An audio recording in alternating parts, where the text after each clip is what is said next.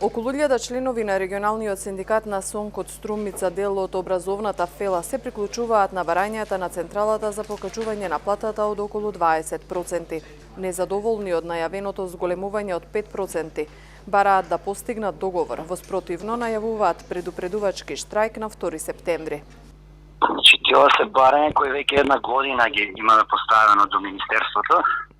И во тој период од една година одржавме 6 протести, од кои 2 беа одржани во Скопје, а 4 низ други градови во Републиката. И на тие протести беа поставени истите барања, кои ги баравме заедно со КСС, значи покачување на платата, подобар социјален диалог, К15 и така, значи, донесувањето на законот за наставници, кои веќе се донесени.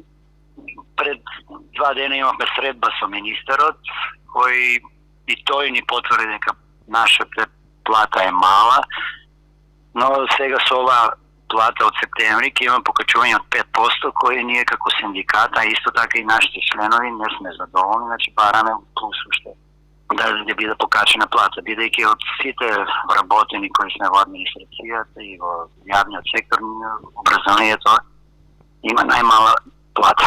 Џорлев објаснува дека на средбата со ресорниот министер побарале да бидат опфатени со ребалансот на буџетот во ова и со буџетот за наредната година. Значи, синдикатот бараше 25% покачување на плата, но минатата година дојдовме 5% и ова сега ќе добиеме 5%.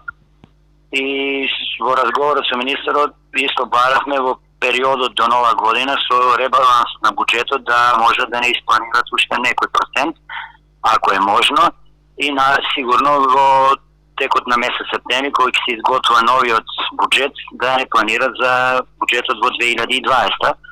Министерот рече дека ќе има покачување на платата, но кога и колку не може да каже, значи тоа треба да се седне заедно да разговараме, значи Министерството, владата, Министерството како дел од владата и ние како синдикат, и затоа ние донесовме одлука, ако до 31 не се донесат некои по-конкретни решенија, на 2 септември да одржиме еднодневен штрајк или протестен штрајк, предупредувачки штрајк, кој ќе биде само еден ден, и вработените ќе бидат на своите работни места, но нема да извршуваат работни задачи. Незадоволството е присутно и кај независниот академски синдикат. Тие бараат прогресивно зголемување на примањата во високото образование и науката. Воспротивно, стравуваат дека проблемите ќе се продлабочат до ниво на потполно блокирање на образовниот и научно-истражувачкиот процес. За министерот за образование и наука Арбер Адеми нема потреба од никаков штрајк.